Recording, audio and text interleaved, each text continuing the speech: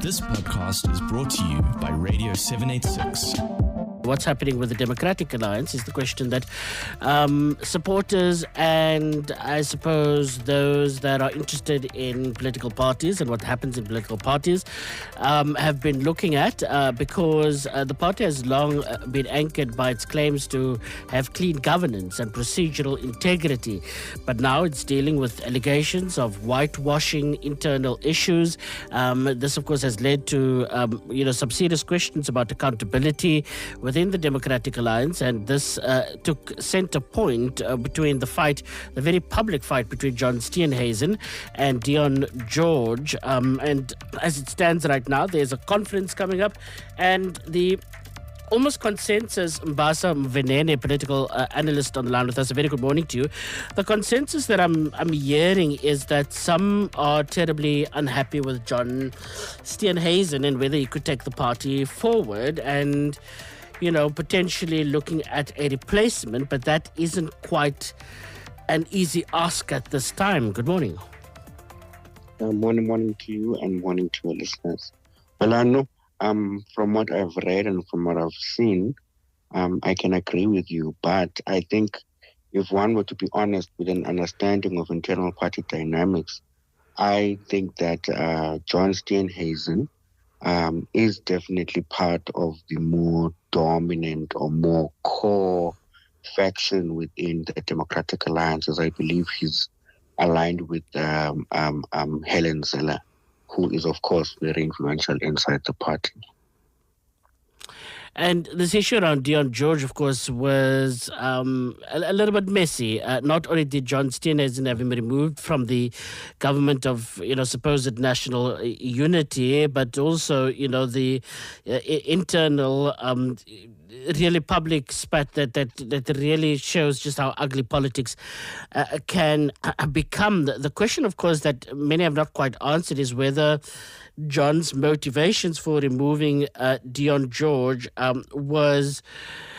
was as above board as one would expect, because there was some talk about his credit card having been removed because of an Uber Eats pattern of purchasing that existed, and so on, and there lies still some serious questions about the not just the integrity of John, but whether, of course, John is beyond not just a reproach, but his conduct, is one of controlled and posturing, one of a leader. And therein lies, I think, in spite of the strength that John has in terms of the faction that he's a part of, there's still some really important questions that needs answering in regards to his leadership.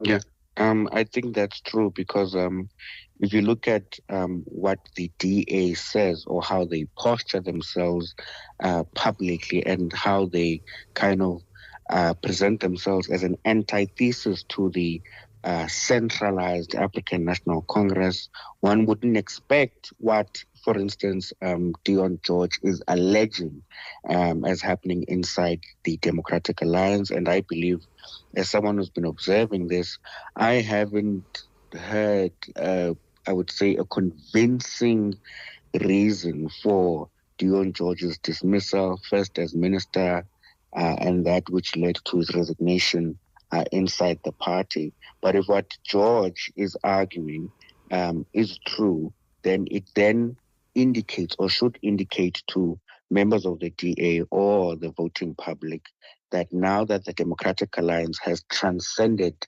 leadership within the municipal and provincial levels, they are now encountering some of the challenges that come as a result of tasting power at the national level, as we have seen with Steenhuisen, for instance, and how he seems to be kind of silencing or targeting any member or leader inside the party who does not, according to ANC language, toe the party line.